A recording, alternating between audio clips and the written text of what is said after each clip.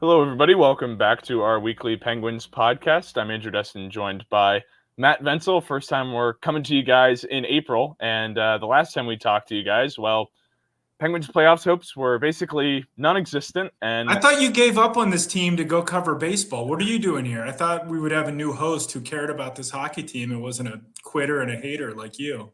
quitter and hater. Wow, you're penciling me into quite the I mean, corner. I'm just speaking for our 13 regular viewers who feel that way about you. But, anyways, continue. Wow, we're off to a banner of a start. Thank you for that, Matt. Penguins have gone 4-0-1 in April, and not very. They're now very much within playoff contention. You've been on the road with the team for that road trip. Obviously, the Metro, a lot of those opponents there: New York, New Jersey, DC. Why is this team now all of a sudden alive? And don't just say it's because the Eastern Conference sucks. But Well, that's the main reason. That is the main reason. I mean, the last time we did this, it was last Monday. I was sitting in a New York hotel room. We were talking about how this team was just about kaput. And then that night they went out. A bunch of guys were sick and they beat the place team. And, the next night they turned around and beat the Devils. And next thing they know, they were 3 points out of a playoff spot. And here we are. I mean, this team looked to be dead. I mean, I think we all thought that. The players, I think, all thought that they were done. But these other teams kept screwing up too. And, they started to play better and then they started to win. And then they truly started to believe they could do this. So it's a great story. The story's not done yet. I know statistical models as of, Wednesday night, Thursday morning, have them at 40% chance of making the playoffs. They do not control their quote unquote playoff destiny, a term I hate because you can't control your destiny or your fate, right? I don't know. You're a California hippie. Isn't that the case? But yeah, I mean, it's a great story, and there's a lot of little reasons and a big reason who wears a number 87 why they're in the mix. But I mean, sorry, the biggest reason is because everyone else screwed up, everyone else faltered, and it left open the door for them to play well for a couple of weeks and potentially get in. Right. And with playing well for a couple of weeks, obviously that's come against, like you said, New York, pretty darn good opponent there. There's a lot of storylines we can get into, but you mentioned how good Crosby's been. Has this been a matter of him willing this team to this point, or is he finally getting contributions that are noteworthy? Obviously, other guys have scored, but is this all him and everybody's following suit, or is it kind of a little bit more balanced than maybe be led to believe? Both. I mean, there's no doubt he's driving the bus, and Gino too. He's been excellent, but really, like Sid had that game in Colorado that you were at against Nathan McKinnon, and he went back into hockey god mode and hasn't really gone out of it. I mean, he's had a couple off games in there, but he's been tremendous. So yeah, I think he has a lot to do with it. And it wasn't just one game, and it isn't just all his scoring. And by the way, he's been scoring in bunches again, just got to 40 goals. But it's just the tone he sets. I mean, look, it even looked like Sid was sort of like, geez, like, are we really going to be eliminated? We're really selling, like, and but now he believes and he's dragging everyone with him. And it's not just him. I mean, for much of this season, we saw it was the top line that was carrying this team, and now they've truly become an ensemble. But I think it all starts with Sid, as it has for 2 decades here in Pittsburgh. What about Malkin's play? I mean, obviously now chipping in offensively, but what's been different about the way that he's playing, more so beyond just the results? Does it look like he's playing with a little more pep in his step? Like, what's been noticeably different about Malkin versus March, February beforehand? Well, his parents showed up. I mean, look, I'm not making light of that. I mean, I do think that's an impact on Evgeni Malkin. He's an emotional man. When he's confident, you can see it, and when he's not, you can really see it. And he didn't look like a very confident player. They took him off the top power play, and it wasn't exactly sulking, but he wasn't happy about it. But he said his parents haven't been over here since before the pandemic. There's also a war between Russia and Ukraine going on, which is a factor too that he didn't say, but that's presumably another reason why they haven't come over. But the fact that they're here now, you can tell he's feeding off the energy. I mean, it was that home game against Columbus 2 weeks ago where he, scored a couple of goals, and that's the first of 3 multi-goal games for him over this 9-game stretch. So he's playing better, and just as important to his success is Michael Bunting. I actually just wrote a big profile, 2,000-word profile of Michael Bunting that you guys should read on Post-Gazette.com. I mean, this guy's got an incredible story, overlooked twice in the OHL draft. Cal Dubas, admittedly lucked into discovering him as a prospect. And, then he got drafted by Arizona, and it took him until he was 25 to become a regular NHLer. So just unconventional path. But the reason he was able to make it, the biggest reason is because he's an absolute lunatic on the ice. And, he's given this team a jolt. And, in regards to Malkin, he has Malkin playing better. I mean, Bunting is skilled enough and skates okay enough to, be a factor on the rush. But, as Mike Sullivan says, he's been dragging Gino into the fight. And by that, he means Gino's been down near the net. He's been cycling. He's below the dots. I mean, we've talked about it numerous times this season about how Malkin was a rush offense or only player, and he wasn't getting much rush offense, but they're getting a lot done through the cycle game. And look at that goal Bunting scored to avoid catastrophe against Tampa Bay. Gino was right there next to Bunting at the net front. So yeah, it's a couple of different factors, I think, for Malkin. But look, this guy looked washed. He looked cooked. What do the kids say now? You're a kid. Is there some hip?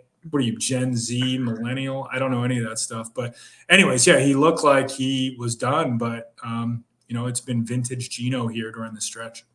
The only third one I'll throw in is toast, that he looked toast. Kids are saying that again? That's is that a comeback?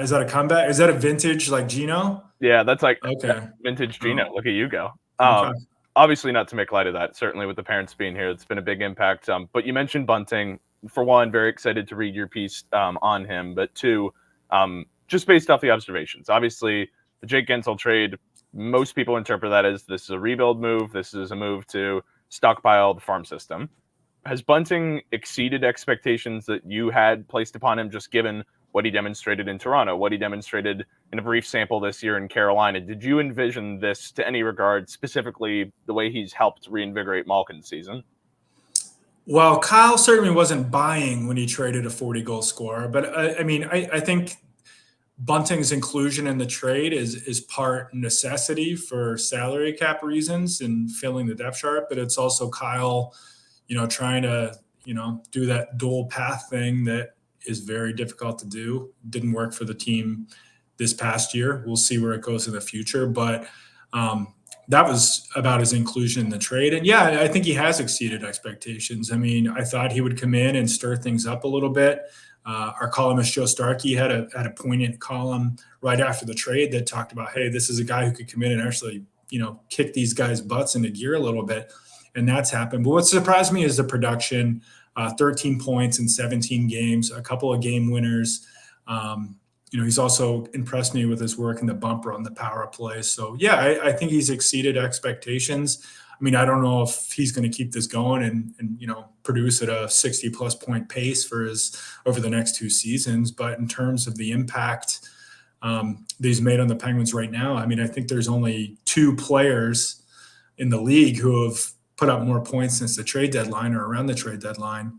One of them's Alex Nedeljkovic, much to the chagrin of some Penguins fans, and the other was Jake Gensel, who's been outstanding. But right below those two is Bunting. So yeah, I think definitely he's been a pleasant surprise. And I liked his inclusion in the deal in the first place. He's just been even better than I thought he would be. Yeah, agreed. No notes. Now the prospects they got. I know you're all personal friends with them. Now that you've talked to them all about joining the Penguins, that was the issue I had with the deal. But time will tell on that. We don't have to rehash that. Yeah, time will tell on those guys. A number of them, probably a year or two away at least from seriously contending for NHL time. But we're going to keep these podcasts a little bit lighter as we wrap up the regular season, just given that we want to keep them a little bit more frequent. We still have one more segment to get to, but before we get to it, I want to remind you that this podcast is brought to you by Pella Windows and Doors of Pittsburgh. There's no better place to get new windows and doors installed in your home than Pella, who can help you save on energy costs year-round. Schedule a free in-home consultation with your local Pella Windows and Doors to find the right product for your home and budget.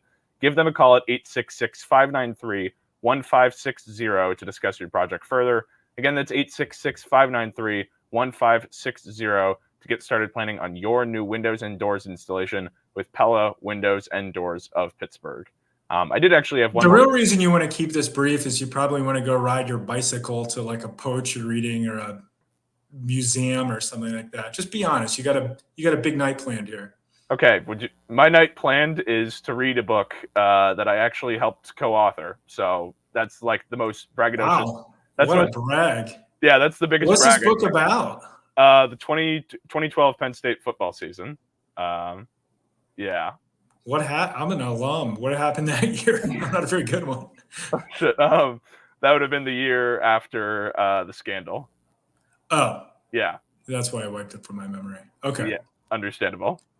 So wait, you're reading a book you wrote, or is this like for editing purposes? Is this like a manuscript, or are you just like that vain? Manuscript. Well, okay. Yes, I am also that vain, but I was a senior in college. I'm going way off the deep end. It was a guy reached out to me asking for research help, and I helped set up interviews and whatnot for it. So the book's coming out in August. I'm sure I'll, unceremoniously pride myself on that and promo it on social media. And you're just going to casually wear a white button up while you read this book you wrote?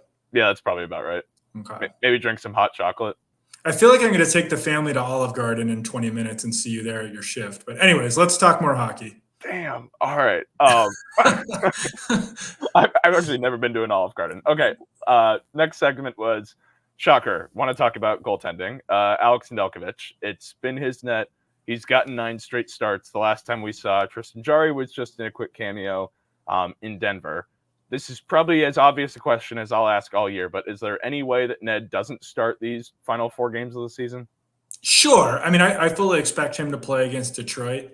9 games in a row is a lot. I mean, there was only one set of back-to-backs in there, and that was out of necessity with Tristan Jarry being sick. So the schedule hasn't been too unfavorable. I mean, I do think it helps that the Penguins had 2 days between these games here because you did wonder, or I did wonder if Ned might be starting to lose a little steam there. But still, that's a lot of a workload, not something that he's really faced in a while, I believe. So we'll see. And it's not like he's like, I mean, this guy's battling. I mean, he is working his butt off, flopping, making not in a bad way, like sprawling. He just like it's a high energy style of play is what I'm trying to say. So I do wonder about his workload, but he's got to play against Detroit, his former team. What a story that'll be. But if he falters, you wonder what Mike Sullivan's going to do. Like if he senses that Ned is running out of gas or has run out of gas. Tristan Jarry hasn't started a game since March 22nd, I believe, 24th, somewhere in there. So that's a long layoff to throw a guy back into what will essentially be a must-win game. So a lot of factors at play here. But if Ned, can physically handle the workload and he continues to play like he has, we won't see Jarry for the rest of the year or the regular season at least. But I think that's a couple of decent-sized ifs. Okay. And you kind of brought up there how the schedule for those 9 starts, it hasn't been, terribly difficult of a workload, but you kind of wrote about this a little bit. I'm curious, have there been any tangible signs that you point to of Nedeljkovic wearing down? Can you tell that physically, yes, he's battling, but can you see it at all in his play that this is a guy who's physically laboring at all between the pipes? No, not laboring. Not like he just I don't know, his leg's going to fall off or anything like that. It's more so just his performance. I mean, look, this is an outlier a couple of weeks from him based on the entire sample size of his career. In the last 2 games, he wasn't bad, but he saved his goals saved above expected. He was below what he should have saved by a little bit. He was hard on himself for a couple of goals, particularly the Matthews go-ahead goal in the 3rd period. Now he was screened a little bit on that one, but he just said, "Look, I got to have that one." But he's the kind of guy who's always going to be hard on himself. I think that's one of the many reasons that he's so respected by the players and the coaches. So, I don't think like alarm bells are going off with him, but you do see little signs of slippage. And you just wonder, okay, is this guy going to run out of gas, or will this couple of days off kind of rejuvenate him and he'll just keep on doing what he's been doing? For sure. Last thing I want to get into here before we wrap this up, ending the goalie conversation, now just shifting it to the greater picture. I'll frame this as bluntly as I can. There's 4 games remaining. Matt, will the Penguins make the playoffs? Why or why not? Why do you got to put me like there's other variables here? I know there's other variables, so include those. Because the Penguins could go 4-0 and they might not get in. So it's out of their hands at this point. The Capitals, they won on Tuesday. That put them in the lead. Now we're taping this on Wednesday evening, so maybe there's scenarios Wednesday night that I'm not aware of that this will look stupid on Thursday morning. But either way, they're going to need to get a little bit of help to get in, I believe. Can they go 3-1? Can they go 4-0? I think at minimum they have to go 3-1. They got to have this game against Detroit. You don't want to let them pull back ahead of them. But yeah, I mean, I think they are capable of doing it, or at least capable of doing their part in it, and at least winning 3 of the next 4. I mean, I think the thing that I wrote a piece yesterday or Tuesday about causes for concern.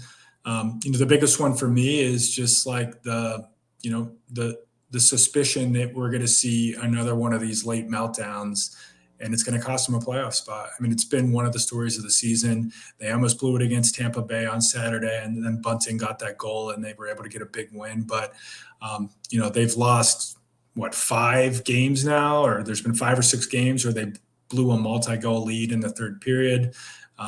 You just wonder if that is going to come back to bite them one last time and knock them out of the playoffs. But this team is playing well. They're locked in. It's not just one player, as we've noted on this podcast. There's a lot to feel good about when it comes to the Penguins. But there's also 65, 70 games of a larger sample size that showed us that this team was something different that we're seeing now. So you can't just shove that aside, I should say. But it's fascinating. It's a great story to see a team just completely flip the switch like this. And it's going to be fun to see how it plays out. You probably won't see it because you're going to go back to Pirates land. Watch them. Speaking of blown leads late. Right? Oh, that was good. I haven't watched the second of Pirate Baseball, but I read the Post-Gazette. That was a chef's kiss of a transition. I don't know. Yeah, I'm a big fan of. No, I'm not gonna. I was gonna say I'm gonna take a big fan of the other Pirates reporters. But I've already taken enough shots at you tonight, so I'll let you be. I don't want to kill your moods for when you go out and read your own book. I got nothing. No notes, man. Truly, I mean, there's a lot to make fun of me. You're just too polite for it. But anyways, well, I mean, I am wearing a white collared shirt, so would you expect anything less? But can I get some more breadsticks, please, before we do stick taps? I mean, yeah, they are endless. All right, whatever. I'm just going to go ahead and go into stick taps. My only other note that I'll add there is that I look at the schedule and think that I think it's going to be really tough to see them go 3-1 or 4-0. I mean, just the nature of Nashville and Boston. Yes, those games are both. But are they going to have anything to play for? That's what I don't know with those two teams. Could they be throttling down a little bit if they can't move up or down in the standings? I mean, with Boston, they're still good teams. Yeah, with Boston, certainly it feels like. But Nashville, I mean, just how well that team has played really the last month and change. It's like even if they're not trying, theoretically, or at least, mailing in a little bit, Nashville really, to me, feels like the team the Penguins do struggle with and don't match up well with against. But remains to be seen. Certainly going to monitor that down the stretch. Stick taps, who do you have? I didn't read your show sheet to see who you picked, so you go first, so I don't take it. Oh, wow. Oh, I didn't include it in the show sheet. Okay, Erik Karlsson. Good That's work. all I could think of. Look, Karlsson's closing in on career game 1,000. That's not why he's getting the stick tap, although good for him. I just think he's been better. He's really elevated his game, I think, over the last 2-3 weeks. It's funny because it won't show up in the box score. He did have a 3-point game the other night. Maybe that was Washington, one of these games in there. But otherwise, he had a lot of zeros in these games, but that doesn't mean he's not making an impact. He's cut down on the gaffes. I think he's defending better. You actually see him using his skating to eliminate what could be dangerous plays. So he's really settled in. And, one thing that's really stood out is his ability to get shots through. I mean, we've seen it all year, the way he kind of pivots and shuffles and shimmies on the blue line, but he's really kind of making it happen now. I mean, look, we talked about that Bunting goal against Tampa. It was Karlsson who made a great play to get it through to the net. So I think he's been playing better. Fun little debate we're having at the Post-Gazette about the most important players for the Penguins this year. I kind of didn't know what to do about Letang and Karlsson. But I'll tell you what, the way Karlsson's played recently definitely has me considering flip-flopping him with Letang, who was awesome for the first, 4 months of the season. Yeah, I know that's a point of contention between yourself and I, is just how to figure out what to do with those two guys. I'm going to stick with Evgeni Malkin for stick taps. Excuse me. Just like you said, all the points aforementioned.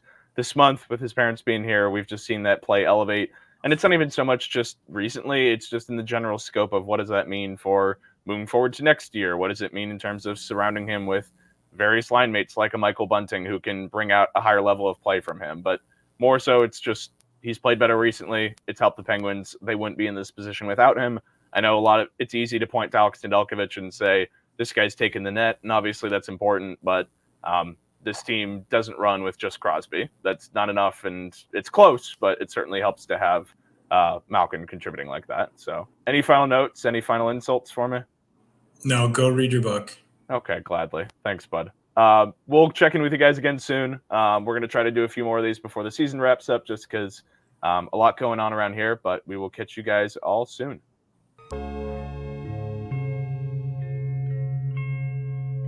Thank you for checking out this content from Post-Gazette Sports. If you watch this video on YouTube, please like the video and subscribe to our channel. For all of the sports coverage the Post-Gazette has to offer, visit post-gazette.com.